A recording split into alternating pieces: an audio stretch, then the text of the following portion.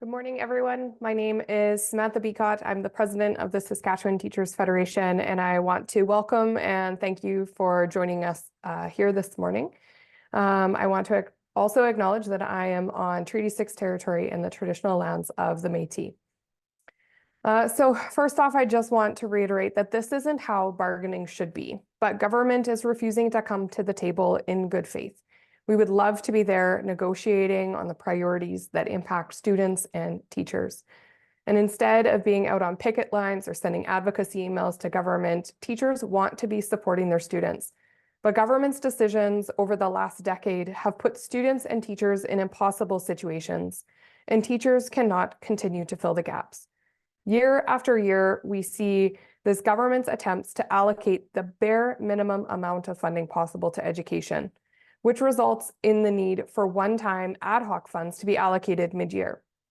But the reality is that even with the additional funds, schools and school divisions are still making cuts to supports and services, and teachers are less able to meet the needs of each of the individual students in their classrooms and their schools.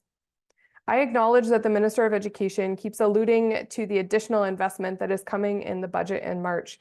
And while this seems promising, I have no doubts that this government is trying to determine how little they can provide to public education to make this political pressure go away. We need meaningful, long-term commitments in our collective agreements so that government can be held accountable for the funding and to ensure that the experiences of teachers and students improves in classrooms and schools across Saskatchewan. I want to share my thanks as well to all of the parents who joined our information session last night. There were many good questions about the actions we have taken along the way, as well as several comments of support and encouragement, and even a couple of comments from parents asking us to ramp things up to get the supports that their kids deserve and need. Ultimately, this comes down to the choices of government and the Saskatchewan School Boards Association. They must provide their bargaining team with a renewed mandate and the authority to negotiate. The Teachers Bargaining Committee continues to receive disingenuous invitations from the Government Trustee Bargaining Committee to return to the bargaining table. But we have clearly communicated that we would be declining their invitations until they have a renewed mandate that includes the ability to negotiate on the priority items for students and teachers. Until we receive confirmation that they're ready to bargain in good faith, sanctions will continue. So today we are announcing that on Friday, March 1st, we'll be holding a one-day rotating withdrawal of noon hour supervision, and it will impact the following school divisions: the Conseil des Écoles Franciscois, all schools within Good Spirit School Division, all of the schools within Holy Family Catholic School Division, the schools within Horizon School Division, and all of the schools within Saskatchewan Rivers Public School Division and Prince Albert Catholic School Division. So thank you for joining me here this morning. I'd be happy to answer any questions that you may have. Anne? Yes, my question is to compensate for the rotating withdrawal. Sorry for my English. All good? I've heard that some school divisions are ending early, with parents having to pick up their child in the early afternoon, and then there are no classes for the rest of the day. Does this mean that for some school divisions, the actions are gradually turning into half-day strikes, or? Well, those are decisions made by local school divisions. Teachers voluntarily commit to covering noon hour supervision, but it's not part of our professional responsibility. School divisions at the beginning of the year often make plans that involve teachers, but they also involve additional support staff to cover that noon hour supervision. But it doesn't have to. It can include parent volunteers. And so while some school divisions are making plans to alter their school day or shorten their school day or send students home on buses and expect parents to bring them back, ultimately those decisions lie with local school boards and local school division directors. We understand that it creates significant impacts on students as well as parents. Our hope is that we can get back to the bargaining table and address the conditions that students and teachers face in their classrooms across the province. Okay, thank you. And so one last question. Other schools need to find eligible non-teaching staff to support safe lunches. I know this can be a challenge for the school. What's your comment on that? Absolutely, we understand that it is a challenge for many areas of the province to try and rely on parents to come in and volunteer their time to cover that noon hour supervision. But again, like I said, teachers are doing this voluntarily. They're giving up their lunch break to provide that service. Sometimes they're being compensated very little for that time, essentially working even 100 hours to just get one day off in lieu. And so it's a voluntary service that teachers provide, but it is intended to, like I said, get government back to the table to negotiate in good faith on those priority items. Michael? Yesterday you mentioned, and I think people forget that the classroom complexity stuff was part of the 2020 negotiations as well. But that was also the odd negotiations because that basically the pandemic hit and then it got settled. So that shows that it's been around, but does that mean that it's been a focus since then or before then? Yeah, we have been talking about the impacts of government underfunding for a significant amount of time. And even before the contract negotiations started in 2019, we had negotiated or attempted to negotiate items around class complexity and class size during the 2017 round of negotiations as well. So this has been a priority item that teachers have been bringing forward. Back in those two rounds, government had said that, and school boards had said that they didn't have enough information. They didn't see it as a significant problem. So we have, I guess, made some movement forward where the minister is now saying that he recognizes that class complexity is an issue that they need to address. But that has taken, like I said, a decade, 7 years of negotiations. It shouldn't take this long for government and school boards to understand the realities of the challenges that students and teachers are facing in classrooms. And essentially that means that we have had 10 years of kids receiving fewer and fewer supports and their needs not being met in our schools. That is, like I said, a generation of kids who have been impacted by increasing class complexity. And we need a change of course. We need to see improvements, and we need that long-term meaningful commitments by government in the collective agreement so that teachers can hold them accountable to those commitments. And with today's announcement, just one more question. Yeah. You have made it so it's 5 days a week this week, and it's affecting the entire every area of the province. So is this just gradual? You've said all options are on the table, but it's like gradual escalation. So it's affecting everybody 5 days a week as opposed to 1 day a week. So it's kind of making a bit more of an impact. But what would be the next? You'll probably just say it's going to be all options are on the table again, but what's the next step?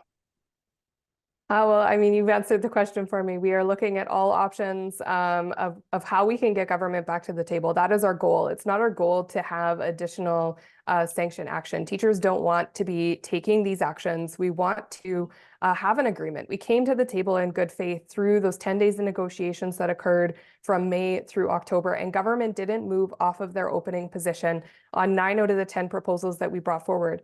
And we're reasonable. We don't expect to accomplish all of the proposals, but we have been talking about class size and complexity being a priority for teachers and it needing to be addressed. And government and school boards continue to push this off to the side. They push it to committees, and we get with the committee from the last round of negotiations took 4 years to bring forward recommendations. And the Minister of Education that we have now says that he could have wrote those recommendations. They are so watered down.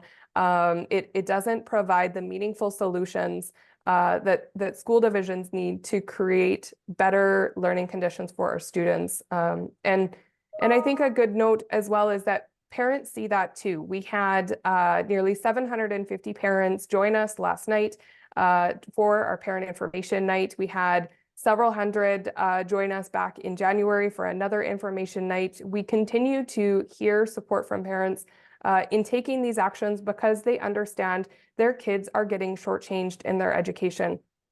The education kids are getting now is not the education that we received when we were in schools, and even that the children who were in schools 10 years ago that they received. It is really sad to continue to see this government ignore students, and teachers are determined, and we are committed to ensuring that those conditions improve. And going forward, teachers continue to say that they are going to do whatever it takes. We need to see assurances, we need to have guarantees that our students are going to get the supports that they need in the years to come. And just for clarity, what is the one thing that they did move on? We had put forward a proposal around benefits that are provided to teachers who go on maternity leave, and so they moved on that item. But again, nothing is agreed upon until everything is agreed upon, and so that could change when we get back to the table. Who knows? We did have a good faith agreement, but we will see once we are able to put forward a tentative agreement. Thanks, Michael. Angela? Hi, yeah, I think you kind of already answered this, but with all options being on the table, how is the union balancing action with public support? Well, like I said, we had 750 parents, unique logins join us last night. There might have been multiple parents on the same login, I'm not sure, but many of the messages that came through our conversations last night were supportive. Some of them were concerned, obviously, with these actions. We understand that they create disruptions in the lives of students, in the learning of students, and in the lives of their families. And but parents want to see their kids get the support that they need. They want to know that every child across Saskatchewan is getting a high quality education, and even beyond parents, community members, business owners, religious groups, everyone understands the benefit of a high quality, publicly funded, publicly accessible education system. But unfortunately, it doesn't seem that our elected officials have that same understanding of the investment, and they definitely don't have the same level of priority placed on ensuring students are getting the supports that they need in our schools. Great, thanks. Just one more question. I joined a little bit late, so I apologize if you had already answered this, but you like back to all options being on the table. Can you elaborate a little bit on that? Like what are these next steps if the union is keeping up this pace of escalation and the government continues to dig in their heels? Well, the sanctions vote that we had in October, where 95% of teachers voted in favor of taking action if necessary, we were hopeful that that would have been enough. And it is sad that this government, from that show of solidarity, didn't start taking this process seriously and didn't fully recognize the needs that have been ignored in our schools and our classrooms. And even through January and February, we've had over 62,000 emails and phone calls that this government seems to be ignoring. I've heard that when people call in and bring up education, they get blocked, they get hung up on. And that isn't how our elected officials should be acting. That isn't how they appropriately represent the people here in Saskatchewan. And they need to also represent and address the needs of our children. So that sanctions vote that I mentioned, it does provide us with the opportunity of taking any action. It can be one day, it can be additional days, it can be rotating, they can be province-wide, can be withdrawals of voluntary services like we see or have seen over the last week and prior to the break, with the withdrawal of noon hour supervision or withdrawals of extracurricular, or they could be additional days of strike. So I would say we will still provide that 48 hours notice, and we have been providing additional notice beyond the 48 hours to allow parents to make the accommodations that they need to make to ensure that their children are safe on the days when actions are being taken. And we will, our hope is that we can get back to the table. And that is, like I said, that is the ultimate goal. Government needs to recognize how serious the teachers are taking this and how serious the public is taking this, and they need to get back to the table and address the big issues. Great, thank you. Thank you.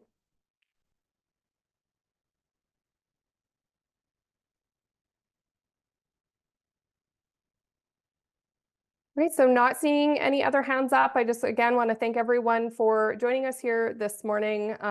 These are important issues that impact 200,000 students across the province and 13,500 teachers here in Saskatchewan. We need to know that our students' needs are being met, and we need government to start listening and start fulfilling their responsibility and ensuring that we have a high-quality public education system here in Saskatchewan. All right, thank you, everyone. I hope you have a great rest of your day.